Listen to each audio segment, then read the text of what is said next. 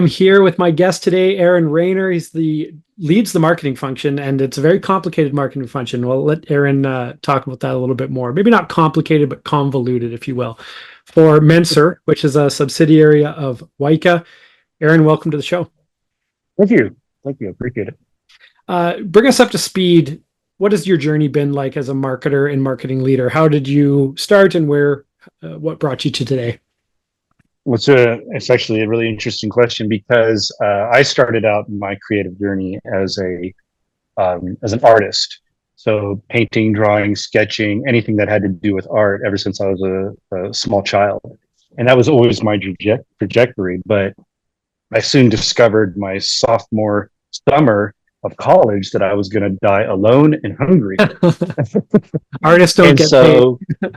Exactly. But, creativity and art is very, very important in humanity. And I think that sometimes it gets kind of, forgotten or at least kind of pushed aside.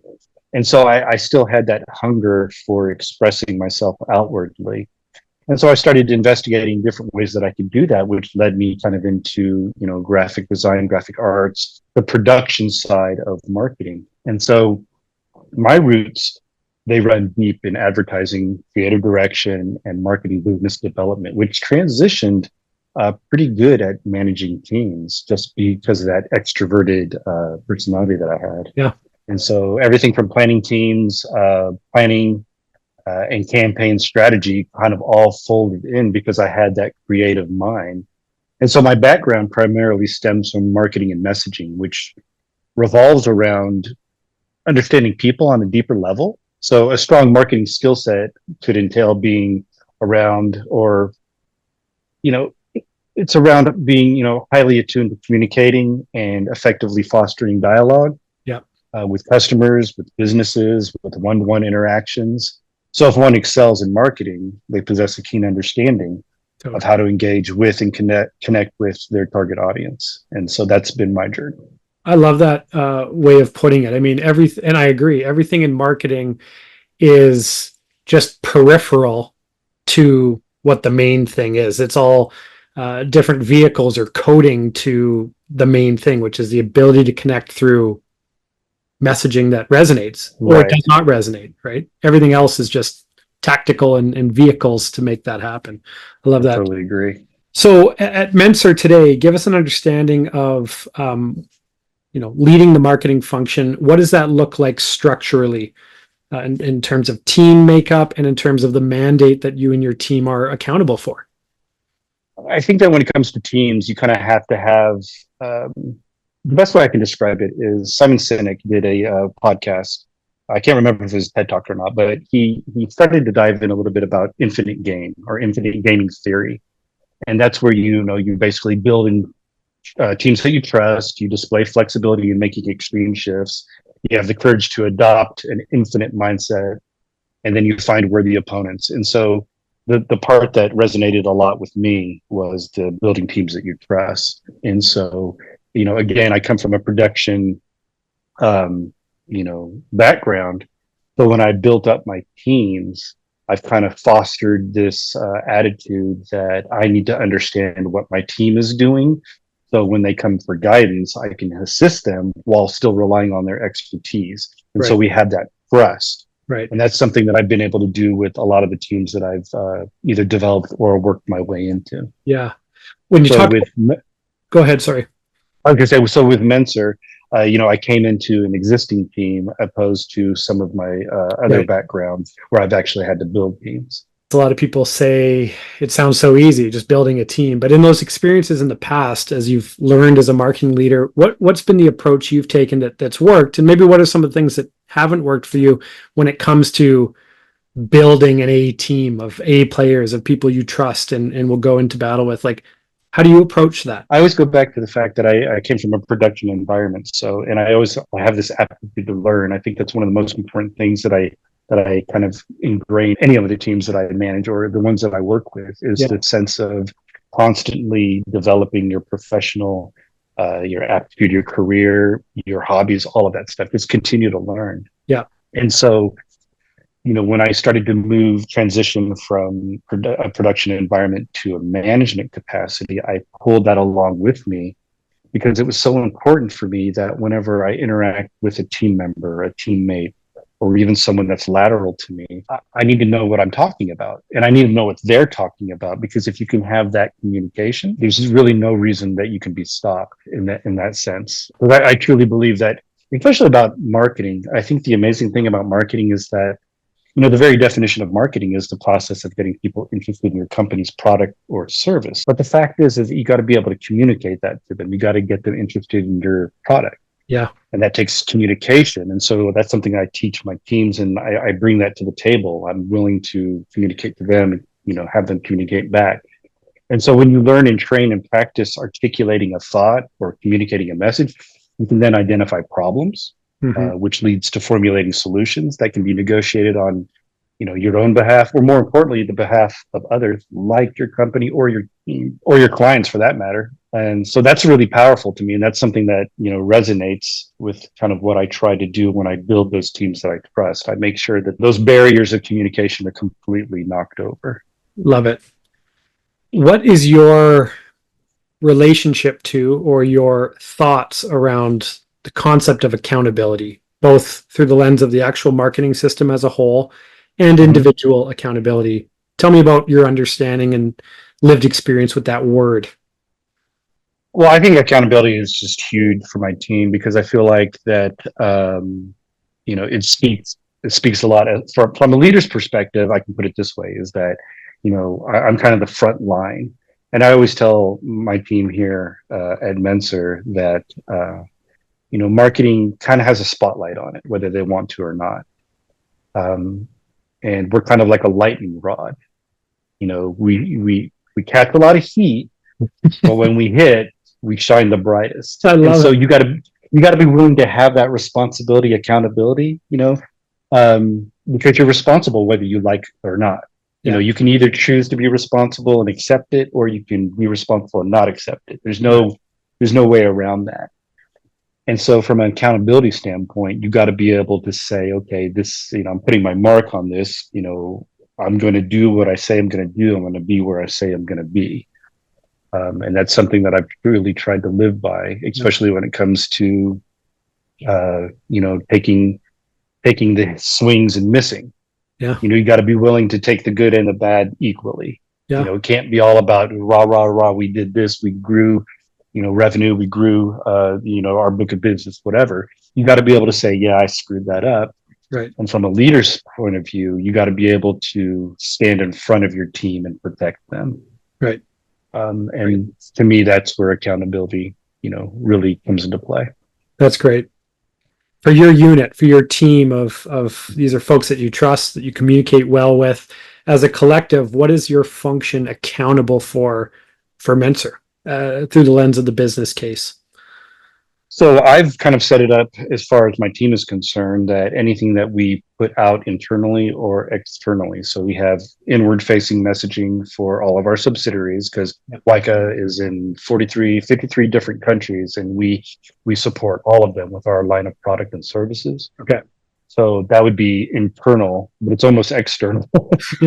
But on the truly external, where we're dealing with our B2B customers and, clients and partners, everything that we put out in messaging, all the different channels, digital marketing, PR, engineering as marketing, website, social, SEO, SEA, it has to gate through me first. It's not that I don't trust my team. It's that I want to have a final look at it before it goes out into the wild. Yeah. And that's how we're set up here. Yeah. And sometimes we miss stuff. It's not unheard of that sometimes you get snowblind by all the product or services or messaging or initiatives that you have coming on. Yeah. So nobody's perfect. Right. So, but that's where the accountability comes back into play. You got to be willing to accept that. Yeah. So at the end of the day, what I'm hearing is that it's very, very important that the quality, the accuracy, and the nuance around the messaging that goes out, because of the uniqueness of the product, but also the vast differences amongst the audience that it would be exposed to. So outside of messaging, is the ultimate mandate for your function to like classically generate leads, or is it to deepen the relationship with current customers? how does it show up on the actual from a KPI standpoint? What do you Well, measure? KPIs are really important to me simply because I feel like it shows you where you're doing things right, but it's also showing where you need to make improvements. Right. When it comes to the different type of messagings or the outcomes, I kind of follow this metric that, anytime that I have a strategy or a campaign that I put out, I identify what the purpose of the campaign is. Is it building awareness? Right. Is it, generating leads? Is it, uh, creating evangelism for the brand or services? And then, I just kind of follow it, what kind of, marketing channels are being applied specific to that goal. Right. And at the very end, we have a system of metrics. I have this huge metrics table that I use. And depending on what goal we're going after, it's going to cue off certain metrics. Not all of them, because some of them just don't make any sense. They're irrelevant. Right. Right. Um, and so the best example I use for that is let's say I'm doing a brand awareness campaign. Well, I'm not going to be looking at conversions. I'm going to be looking at engagement views, things that are actually pertaining to growing the awareness of the product or service. Because sometimes you'll pitch these to smaller teams or people that are less operational minded, and they'll say, "Well, what's the return on investment on that?" Yeah. And you have to remind them, well, okay, the goal was build awareness, so I'm looking at youth and engagement. And if you look at our metrics here, these KPIs, because I was tracking them, we killed it. We did great. Well, totally. I think I agree with you in terms of there requires some re-education from folks when they say, what's the ROI in this? But I think another thing is that redefining the term ROI, return doesn't always have to equal dollars. Return has to be something. Like there has to be a return, but it doesn't. Okay. So you have quite the mandate there, because you and your team are responsible for full customer value journey from first seeing you.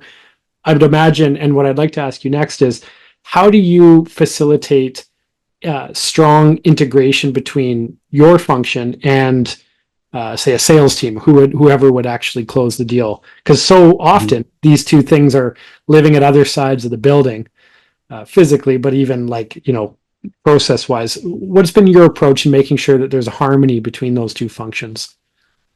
I think it all falls back to two things. Communication, obviously. One of my favorite quotes is the biggest problem with communication is the illusion that it has occurred. And I love that. I love that simply because it can't be more true. I think that a lot of times, especially in my position here, because I'm sandwiched between engineering and sales. Right. Well, sometimes they're talking a completely different language, and they certainly have different objectives. And when that happens, people start working in silos. And it's very similar to sales because they have a different goal that they're trying to hit. They're very conversion minded, and they need that support from marketing, and they need that feedback from marketing. But there's truly a feedback loop that needs to occur there, because they have wants, we have content or resources, but sometimes we also have questions, and we're going to go to them to get those answers. Yeah. And so communication is just so important. The second thing out of those two is empathy. I like to call it in the career field professional empathy, and that's hardly anything groundbreaking. But if you kind of delineate between, okay, I'm feeling sorry for Caleb, that's different than, hey, I realize that Caleb's job is difficult. I need to understand that better. In a professional capacity, if you can get into the mindset of the salesperson and see those pain points, it's almost like running a SWAT on your internal team, just to say, see what's going on with sales and how can I help it? Where's the opportunity? Right. You're right. It doesn't have to be more complicated than communication feedback loops. Knowing that, is our function serving your function well? Am I serving you well individually? And then if not, tell me more and let's course correct. But and so just to add to that real quick is that just comes with continuing to learn and grow. I'm in this marketing capacity, but that's not to say I don't want to understand, what challenges the engineering department has. I'm not going to math out a problem with them, but if I could at least educate myself enough for a surface level understanding, I'm already better off than I was when I was just, sitting in the corner minding my own business. Right. Yeah, that's a great addition. For you personally, as a marketing leader, what would you claim, or at least be comfortable enough to share, as being your superpower as a marketing leader? And on the flip side of that, what would you be comfortable enough willing to admit is your Achilles heel as a marketing leader? Uh, I think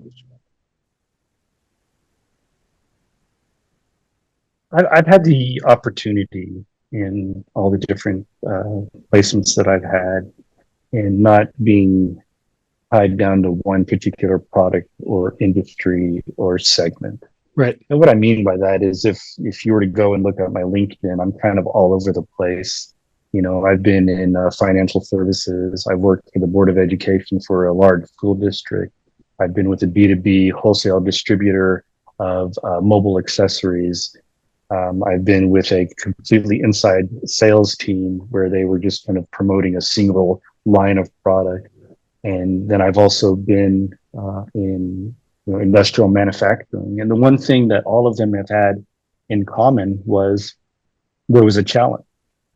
There was a challenge in there. And how do you make this marketable? How do you tell the story? How do you make this message?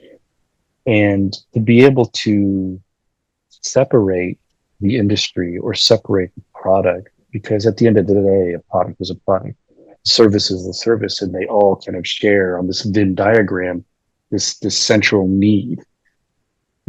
Generate growth, generate revenue, increase awareness, get evangelism. They all share these commonalities. And so when I accept these challenges, it's because I've identified, whoa, it'd be really cool, Caleb, if I could sell that.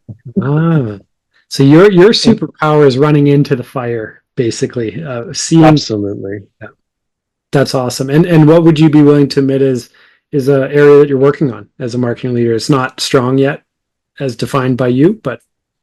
Well, I think that when you build adaptive teams, which is kind of what I've done as an end result of my own personality, is that you run into a lack of specialization. And so those are the gaps that you have to be able to self-identify in yourself or in your team, and then fill them in.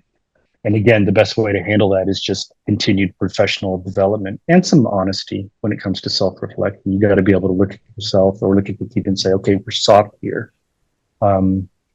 And then be able to show, have some grace, not only for yourself, but for your team, to realize that it may be, lack of resources, it may be lack of, not accountability, but kind of willingness. It could be just these myriad of problems of why that hole exists.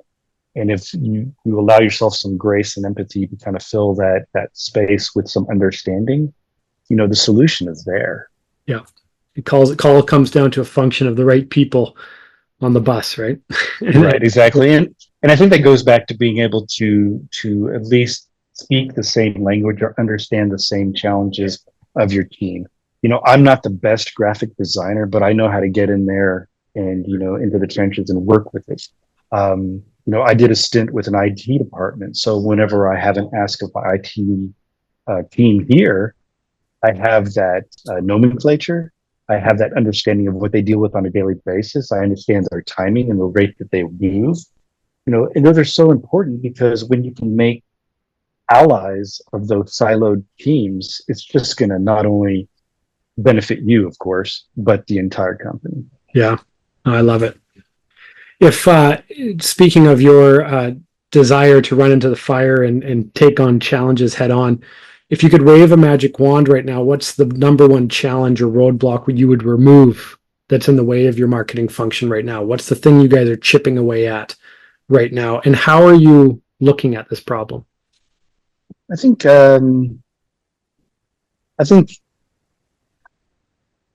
fragmented technology continues to be a challenge for a lot of people. I think that whether you're a small company getting medium sized or medium sized getting big, you have these old remnants of proprietary bloat or proprietary systems, or you have legacy knowledge or legacy personnel or people that are just a little too obtuse to kind of try something new. And that's where the empathy comes into play. So you've got to be able to identify and sympathize with those attitudes and then show them a better way or show them the path.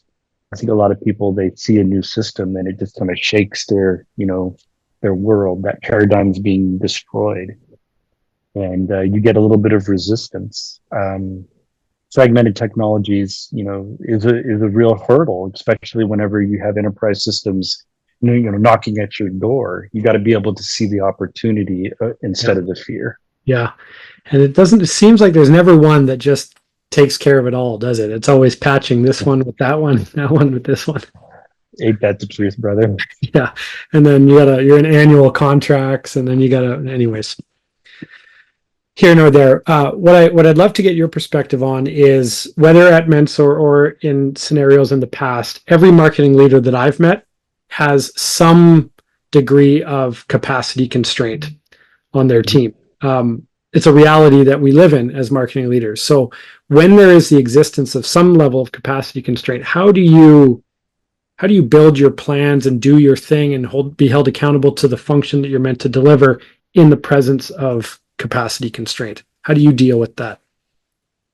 When you say capacity constraints, are you talking solely internally, or are you talking about leveraging, outside talent? With your core team, right? So there's not nobody has an overabundance of resources, people, or corresponding expertise. So you have to do the best you can with what you have. What's been your approach in making that happen?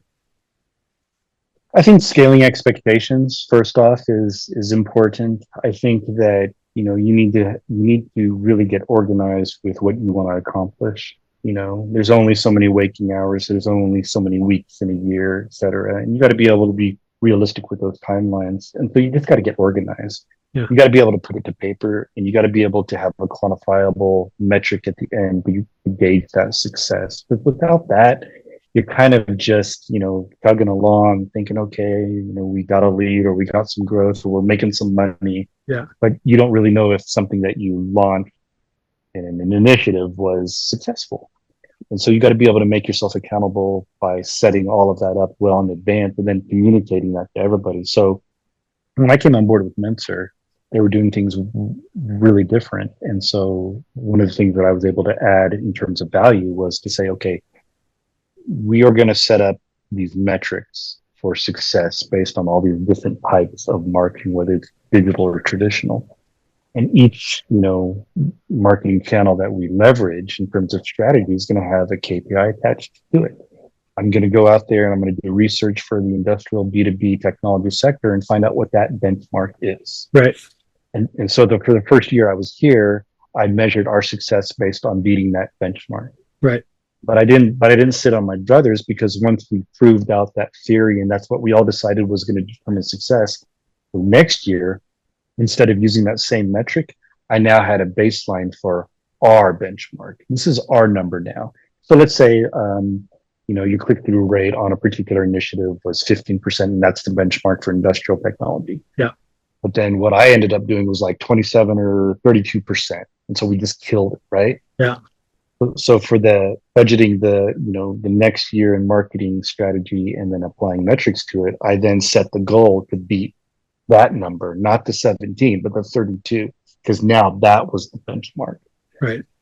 And you just got to be able to look forward, enough, and then pull yourself back in, that once you kind of have that goalpost set and everybody agrees upon it. And that's very important, because communicating with the executive team, communicating with the sales team, with the engineering team, your sales reps, your outside agency, you got to be able to put it all out in front of them and say, okay, this is what we would consider a success. This information, these numbers here, and this is the goal. This is how we're going to get there. This is what we're going to leverage.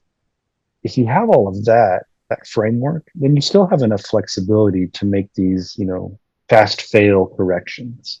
Yeah. As long as you know where you're going, you got to be able to set your azimuth, kind of, compass terminology of, you're setting kind of like where you're going. Yeah. Yeah.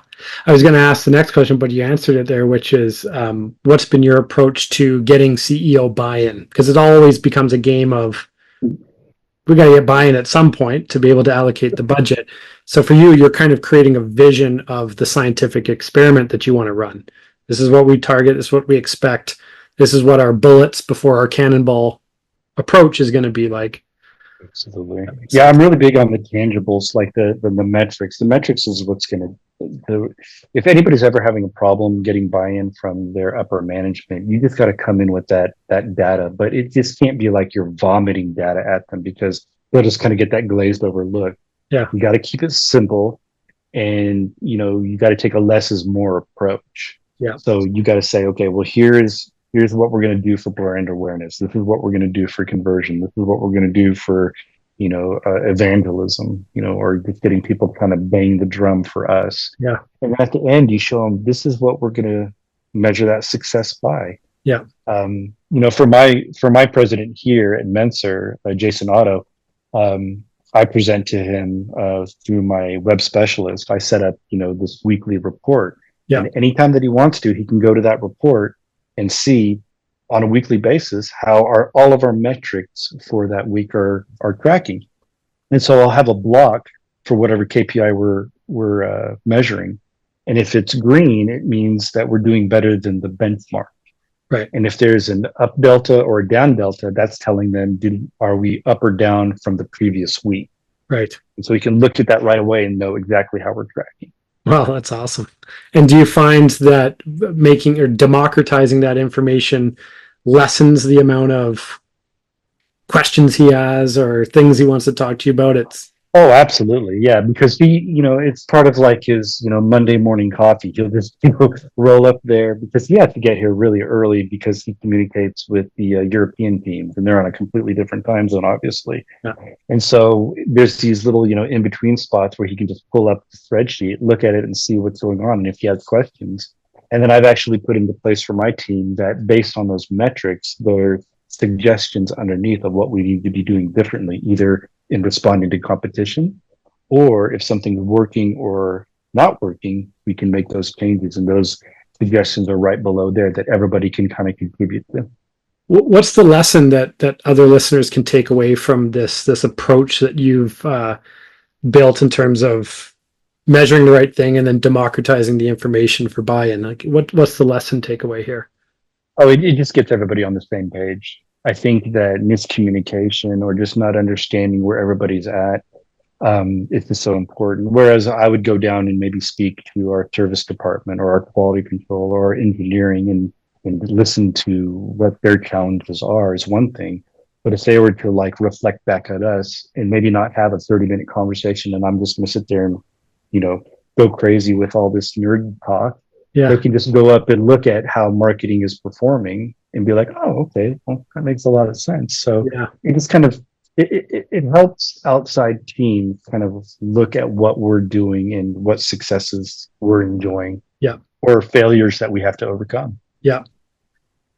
Going back to something you said earlier, I think a lot of folks in our audience might be in the same situation. So I'd love to get if you can remember what your approach was when, in your case, you came to Mensor and there was a team already there. You needed to create your you had to put the thumbprint of your philosophy into it, build the culture of a team that was already existing as compared to building from scratch.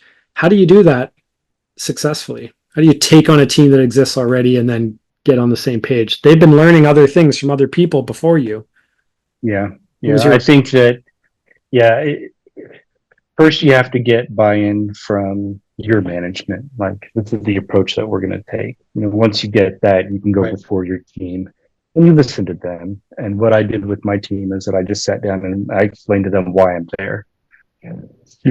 And what I told them is, this is who I am. This is my background. I'm here because of this. These are the changes that I have been asked to make. Yeah. And once they understood me, I was able to present back to them, and this is how we're going to do it. Right. Not me. It's us. We're in this together. Yeah. Now, were you fortunate in the sense that everyone was on board right away, or did some people have to find a new fit? And you don't have to get into it, but what happens if that's the case? Like, some people just might not agree with the plan, and then. Absolutely. Yeah. And, everybody's personal journey is different, and their professional development should always come first. I have no illusions about that. In fact, I encourage people to continue to develop themselves professionally. In almost every team that I've had, there's been a little bit of a turnaround where people just couldn't adapt to that, or they felt like it just wasn't the direction they wanted to go, and I completely respected that. And I think that's the important thing, is that you just identify it's nothing personal. um, Yeah, as long as you come across and you're not just laying waste to every idea that comes across, you got to be able to evaluate um, their talents, their value, their skill set. One thing that I'm really big on is those professional development personality tests like this, like predictive index, because I find them so fascinating in how accurate they are. yeah, But you can also use them to communicate with your team, and totally. at the end of the day, you may end up saving a team member from bailing because you just didn't know how to communicate with them, or you didn't know what was important to them, or you didn't know just kind of these little personality quirks that they may have. Yeah. What did you use one of those tests for your team, like DISC or Clifton Strengths or? I use a predictive index, which is Okay. a lot of fun because you can actually build up your team, and then it starts to identify, where you're soft or where you have, really good, a talent pool. It's really cool. I've used DISC in the past. I've Yeah. also used, I believe it's Gallup.